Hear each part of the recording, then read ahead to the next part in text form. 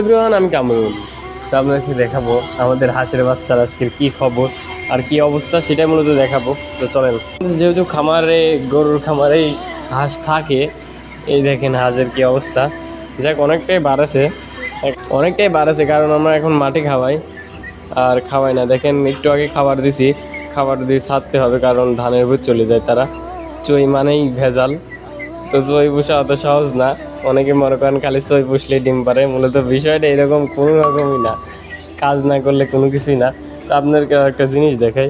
এই দেখুন, এই মোষ আমাদের খুবই অসুস্থ, মানে খুবই অসুস্থ বলতে গ্যাস হয়েছিল, খায় না। পরে রাত্রে বড়ি খাওয়াই দিছি কলার পাতার সাথে এবং কি হাঁটাইছি। তো যাই হোক, পেট এখন খালি খালি লাগতেছে। ইতুরুক খাইছে, দেখেন ইতুরুক খাইছে, 2 বাটির মধ্যে ইতুরুক খাইছে। তো আলহামদুলিল্লাহ, দেখা যাক খায় নাকি।